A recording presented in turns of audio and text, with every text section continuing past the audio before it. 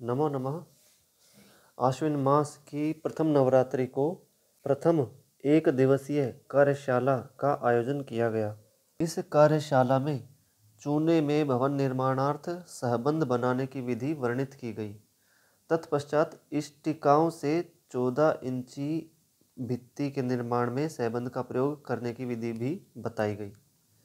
इस कार्यशाला में रायपुर से हरकेश जी एवं श्रीदास जी, झुंझुनू से दुष्यंत जी एवं व्याघ्रप्रस्थ अर्थात बागपत से सौरभ जी सम्मिलित होने के लिए आए।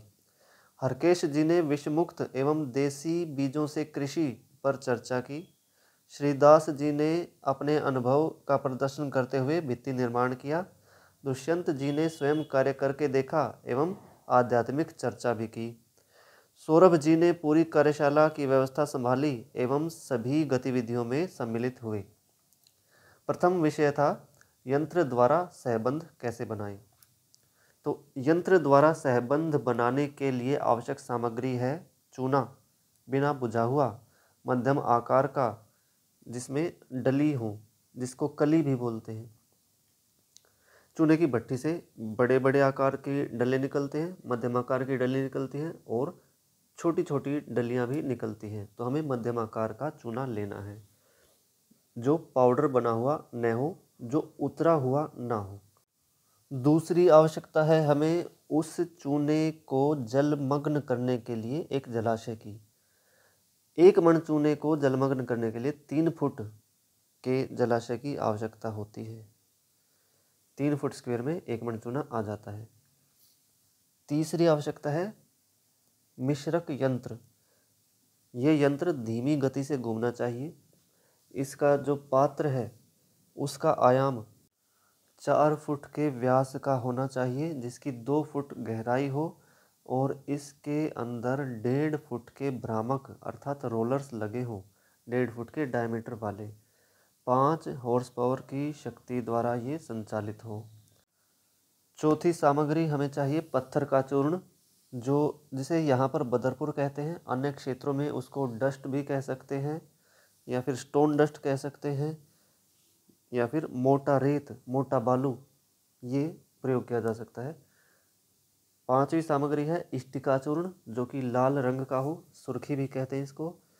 छठी सामग्री है 5 किलोग्राम गुड़, जो कि पुराना हो और बिना मसाले का हो।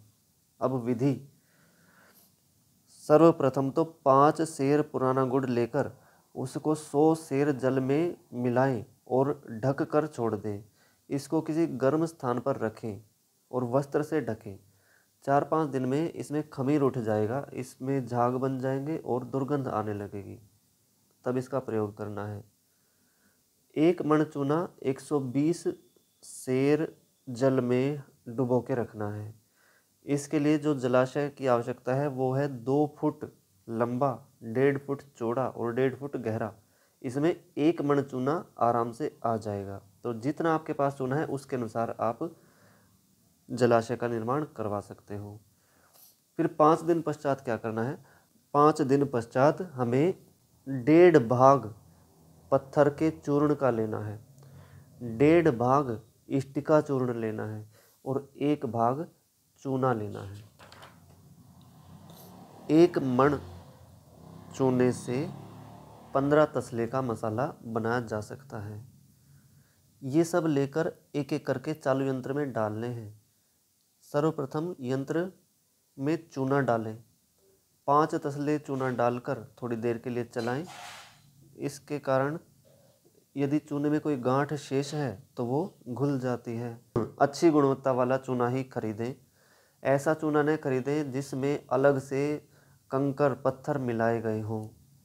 2-3 मिनट तक चलाने के पश्चात इष्टिका चूर्ण डालें। 7 तसले इष्टिका चूर्ण के डालें और आवश्यक मात्रा में जल भी मिलाते रहें। तत्पश्चात 1 किलोग्राम लाठ का पानी अथवा गुड़ का घोल डालें। फिर जल डालें और ये जब आधा तरल बन जाए, बहुत अधिक तरल भी नहीं और बहुत अधिक ठोस भी नहीं, तब इसमें 8 तसले पत्थर के चूर्ण के भी डालें और फिर आवश्यकता अनुसार जल भी मिलाएं। अब ये गारे जैसा बन जाएगा। पूर्ण रूप से मिश्रित हो जाने पर इसको निकाल दें, निकासी कर दें। और जहाँ पर निकासी हो रही है वहाँ पर नीचे 4 फुट चौड़ा, 4 फुट लंबा और 1.5 फुट गहरा कच्चा गड्ढा तैयार कर लें, उसमें ये सहबंध एकत्र हो जाएगा। अंत में यंत्र के पात्र को जल से धो डालें। अगले दिन इस गारे का चिनाई में प्रयोग करें।